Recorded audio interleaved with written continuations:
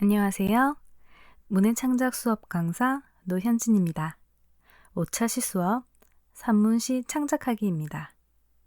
수업에 들어가기 앞서 이 수업의 목표를 다시 한번 보려고 합니다. 수업 목표, 다양한 형식의 문해를 접하고 창작을 해봄으로써 문학에 대한 두려움을 없앤다. 문해 창작을 통해 생각하는 능력과 자기 표현의 힘을 기른다. 문장 수정을 통해 발전하는 자신을 경험한다. 입니다. 그래서 이 수업은 다양하게 경험을 해보는 것을 목표로 두고 있어요. 직접 해보고 하다 보니 나아지는구나, 되는구나를 알아가는 그 과정이 중요하다고 저는 생각을 하거든요. 잘하는 것, 물론 중요해요. 잘하면 좋죠. 하지만 그보다 더 중요한 것은 한번 해보는 것이라고 저는 생각을 해요. 그래서 이 수업에서는 잘해야만 해 라는 부담감을 스스로에게 주지 않았으면 좋겠어요. 가벼운 마음으로 까짓것 한번 해보지 뭐 라는 마음으로 수업을 들어주셨으면 좋겠어요. 이번에 쓴 글은 별로인 것 같아. 그럼 다음 차시에서 잘하면 되지 뭐. 이렇게 생각을 해주셨으면 좋겠어요. 대신 계속 하는 거예요. 계속 하다 보면 그 노력이, 그 시도들이 차곡차곡 쌓일 거예요. 직접 만나서 수업을 하면 제가 시간이 부족한지, 어떤 부분에서 힘이 드는지, 뭐가 잘 안 되는지를 알 수 있는데 지금 그 점을 알 수가 없으니까 여러분 스스로가 내가 힘든지 혹은 어려워하는지 그런 감정을 느끼게 된다면 잘 다독여 주세요. 그런 감정을 느낀다는 것은 수업을 잘 듣고 있다는 징표거든요. 아시겠죠? 그럼 수업을 진행하겠습니다. 이번 4차 시 수업의 학습 목표는 산문시에 대해 배워봅시다. 산문시를 창작해봅시다. 학습 내용은 시란 무엇인가? 산문시와 산문의 차이는 무엇인가? 산문시 창작하기입니다. 이번 차시 학습 자료입니다. 간단하죠? 1. 주제를 선택하고 떠오르는 단어를 적을 거예요. 2. 떠오르는 대로, 생각이 나는 대로 적어볼 거예요. 1. 시란 무엇인가? 산문시에 대해 알아보기 전에 시에 대해 먼저 알아볼게요. 시의 정의를 한번 봅시다. 표준국어 대사전, 문학의 한 장르, 자연이나 인생에 대하여 일어나는 감흥과 사상 따위를 함축적이고 운율적인 언어로 표현한 글이다. 형식에 따라 정형시, 자유시, 산문시로 나누며 서정시, 서사시, 극시로 나눈다. 고려대 한국어 대사전, 정서나 사상 따위를 운율이 지닌 함축적 언어로 표현한 문학의 한 갈래라고 합니다. 문해의 정의를 알아볼 때와 마찬가지로 시에도 정서나 사상이라는 단어가 포함되어 있어요. 다른 점이 있다면 함축적이고 운율이 있다 정도네요. 우리가 이번 시간에 배울 산문시는 형식에 따라 나뉜대요. 그럼 우리도 한번 알아봐야 되겠죠? 시의 갈래. 형식에 따른 분류를 보면 정형시, 시조처럼 글자수 등 형식이 정해진 시, 자유시, 형식의 제약이 없이 자유롭게 쓴 시, 산문시, 연과 행의 구분이 없이 줄글러 쓴 시라고 되어 있어요. 내용에 따른 정의에 대해서도 한번 보고 넘어갈까요? 내용에 따라 서정시, 시인의 주관적인 정서가 잘 느껴지는 시, 서사시, 신과 영웅, 역사적인 사건 등을 소재로 하여 마치 웅장한 이야기처럼 쓴 시, 극시, 연극 대본처럼 대화 등으로 표현하는 시가 있습니다. 우리가 생각해 봐야 할 것은 서정시, 시인의 주관적인 정서가 잘 느껴지는 시. 이거 하나만 기억해 두세요. 오늘은 형식에 따른 분류로 정형시, 자유시, 산문시 순서로 어떤 시가 있는지 알아볼 거예요. 먼저 정형시, 정몽주님의 단심가입니다. 시조죠. 이 몸이 죽고 죽어 100번 고쳐 죽어 백골이 진토되어 넋이라도 있고 없고 님 향한 일편단심이야 가실 줄이 있으랴. 이렇게 글자수가 정해져 있어요. 글자수나 형식이 정해진 것을 정형시라고 합니다. 자유시. 나보기가 역겨워 가실 때에는 말없이 고이 보내 드리오리다. 영변의 약산 진달래꽃 아름 따다 가실 길에 뿌리오리다. 가시는 걸음걸음 놓인 그 꽃을 사뿐히 지려밟고 가시옵소서. 나보기가 역겨워 가실 때에는 죽어도 아니 눈물 흘리오리다. 김소월님의 진달래꽃입니다. 우리가 시라고 떠올릴 때 가장 먼저 떠오르는 것이 이런 형식이 아닐까 싶네요. 이것이 바로 자유시예요. 형식에 제한이 없어요. 그래도 행과 연의 구분은 있습니다. 행이 바로 이렇게 시의 한 줄을 말하고요. 연은 이렇게 행이 모여서 한 단락을 이루는 것을 연이라고 해요. 그래서 이 시는 1년이 3행으로 된 사연인 시예요. 산문시. 여기저기서 단풍잎 같은 슬픈 가을이 뚝뚝 떨어진다. 단풍잎 떨어져 나온 자리마다 봄을 마련해 놓고 나뭇가지 위에 하늘이 펼쳐져 있다. 가만히 하늘을 들여다보려면 눈썹이 파란 물감이 든다. 두 손으로 따뜻한 볼을 쓸어보면 손바닥에도 파란 물감이 묻어난다. 다시 손바닥을 들여다본다. 손금에는 맑은 강물이 흐르고 맑은 강물이 흐르고 강물 속에는 사람처럼 슬픈 얼굴, 아름다운 순이의 얼굴이 어린다. 소녀는 황홀히 눈을 감아 본다. 그래도 맑은 강물은 흘러 사랑처럼 슬픈 얼굴, 아름다운 순이의 얼굴은 어린다. 네, 윤동주님의 소년입니다. 어때요? 앞에 읽은 두 시와는 느낌이 다르지 않나요? 산문시가 바로 이렇게 연과 행의 구분이 없이 줄글로 쓴 시를 말합니다. 그렇다면 산문과 산문시는 무엇이 다른 걸까요? 여러분들은 어떤 차이가 있다고 생각하시나요? 그럼 산문의 정의를 우선 볼까요? 표준국어 대사전. 율격과 같은 외향적 규범에 얽매이지 않고 자유로운 문장으로 쓴 글. 소설, 수필 따위이다. 고려대 한국어 대사전. 운율이나 음절수 등에 얽매이지 않고 자유롭게 쓴 글. 소설, 수필, 논문, 서간, 일기, 희곡, 평론 등이 있다. 아까 산문시가 연과 행의 구분이 없이 줄글로 쓴 시라고 말했어요. 기억이 나시나요? 산문도 그런 형식에 얽매이지 않고 자유롭게 쓴 글이래요. 그렇다면 대체 산문과 산문시의 다른 점은 무엇일까요? 산문시의 정의를 보고 다른 점을 찾아볼게요. 산문시의 정의. 표준국어 대사전. 산문 형식으로 된 시. 시행을 나누지 않고 리듬의 단위를 문장 또는 문단에 둔다. 산문과는 달리 서정적으로 시화하여 묘사하는 데 특징이 있다. 고려대 한국어 대사전.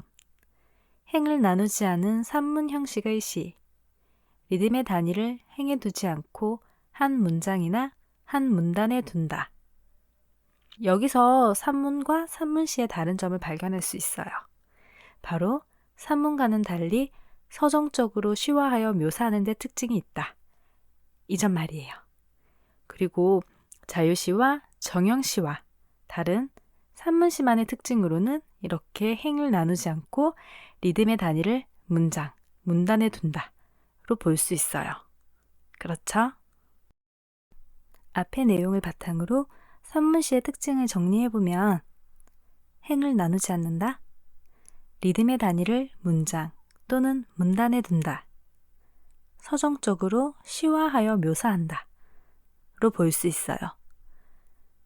그렇다면 산문과 산문시의 차이점인 서정적으로 시화하여 묘사한다는 대체 무엇을 말하는 걸까요? 시화가 무엇인지에 대해서 알아보면 그 점을 알 수가 있어요.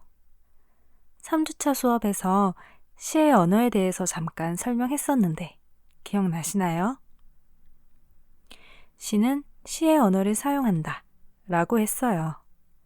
시의 언어는 시인의 내면에서 개인화된 언어라고 했어요. 이런 시의 언어를 사용해서 표현하는 것을 시화를 한다고 볼 수가 있어요.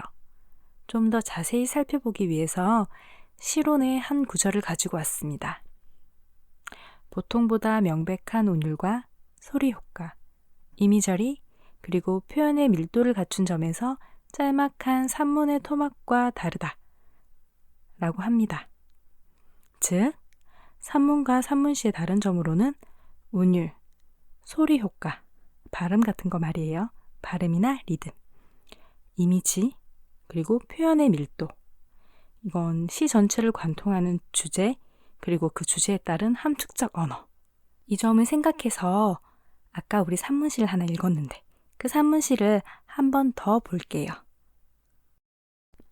시를 분석해서 읽기보다는 지금은 산문시의 특징, 그 중에서 우리가 가장 쉽게 느낄 수 있는 운율, 소리 효과, 이미지 정도에만 집중을 해서 산문시를 읽어볼까 해요.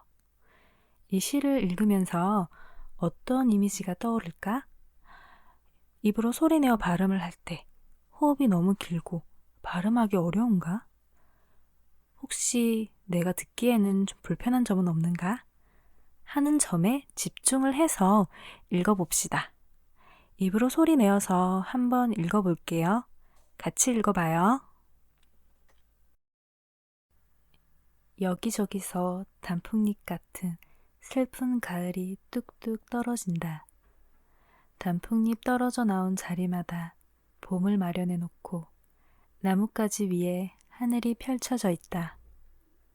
가만히 하늘을 들여다보려면 눈썹이 파란 물감이 든다.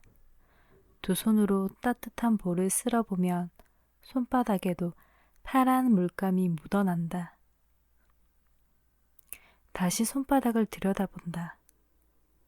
손금에는 맑은 강물이 흐르고 맑은 강물이 흐르고 강물 속에는 사람처럼 슬픈 얼굴, 아름다운 순이의 얼굴이 어린다.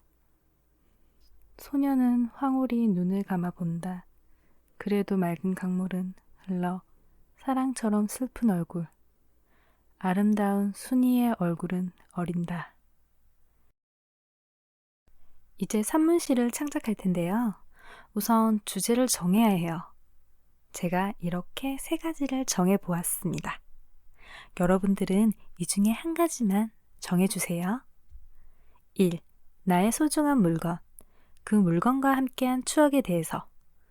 물건의 형태, 촉감이나 향기, 그 물건이 소중한 이유, 그리고 맨 처음 받았던 추억 속 상황에 대한 묘사, 그때의 감정, 그런 걸 떠올려 보세요. 2. 내가 가장 행복한 순간, 그 순간에 대한 회상, 행복한 순간에 대한 묘사, 그 순간의 상황, 행복한 이유나 감정, 같이 있었던 사람이 있었으면 그 사람과 했던 대화도 괜찮아요. 3. 내 기억 속에 남아있는 꿈, 그리고 그 꿈에 대한 이야기, 꿈속 이야기, 꿈속의 상황, 그 상황에 대한 묘사, 혹은 각색을 해도 괜찮아요.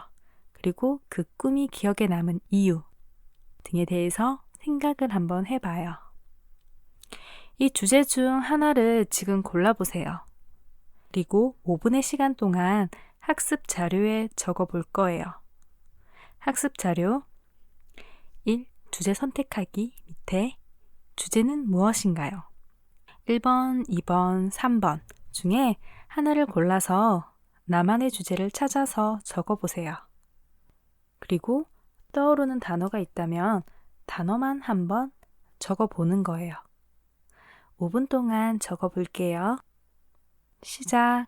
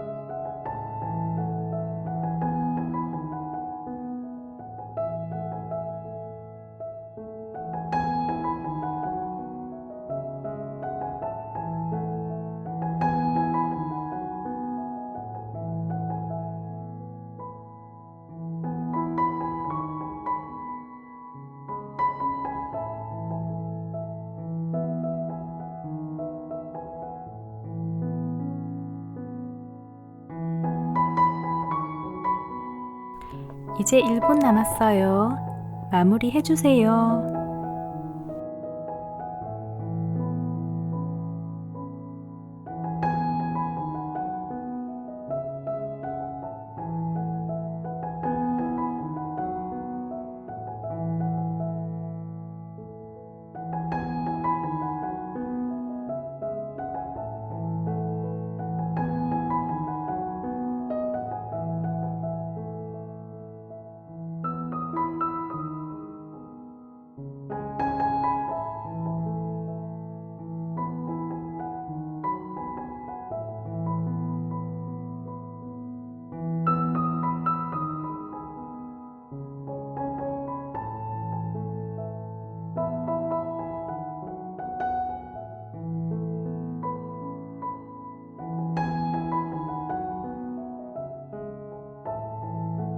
이제 본격적으로 산문시를 적어 볼 텐데요.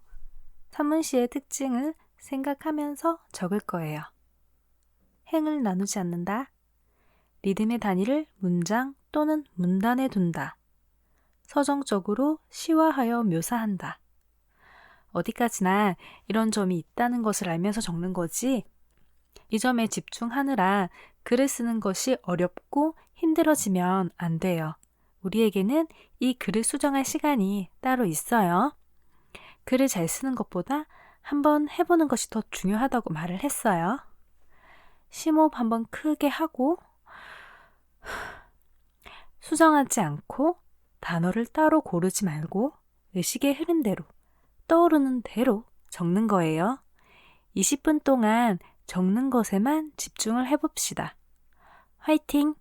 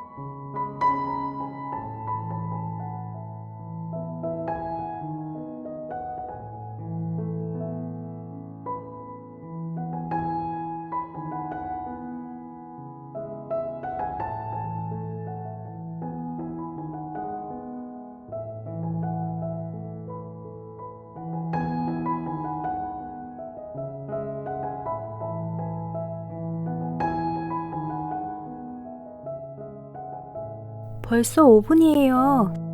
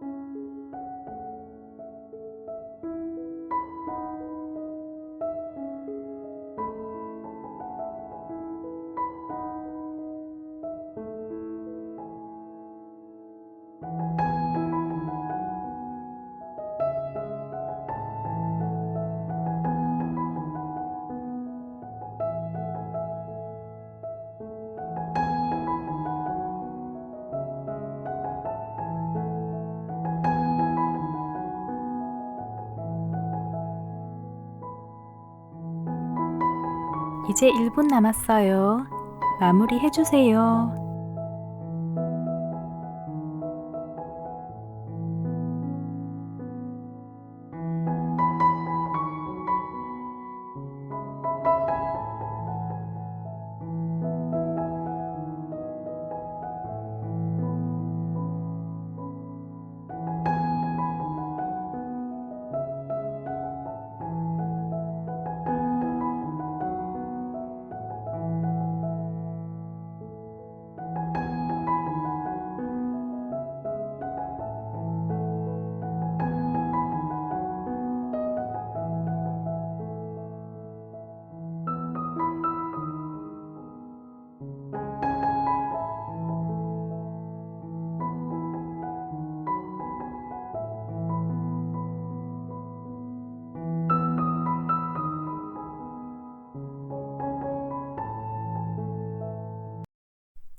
수업 마무리하겠습니다. 이번 시간에는 시에 대해서 배웠어요. 그 중에서 우리는 산문시를 중점적으로 알아보았고요. 산문과 산문시의 차이점에 대해서도 알아보았어요. 마지막으로 산문시를 창작해 보았습니다. 다음 시간에는 오늘 쓴 산문시를 좀 더 수정을 할 거예요. 아마 글을 쓰면서 여러분도 지금 내가 쓰고 있는 것이 글인가? 시인가? 하는 의문이 들 거예요. 그래서 좀 더 다듬어서 누가 봐도 산문시다 라는 것을 알 수 있도록 할 거예요. 그리고 포에트리 슬랩을 통해서 표현도 해볼 거예요. 다음 수업에서 만나요.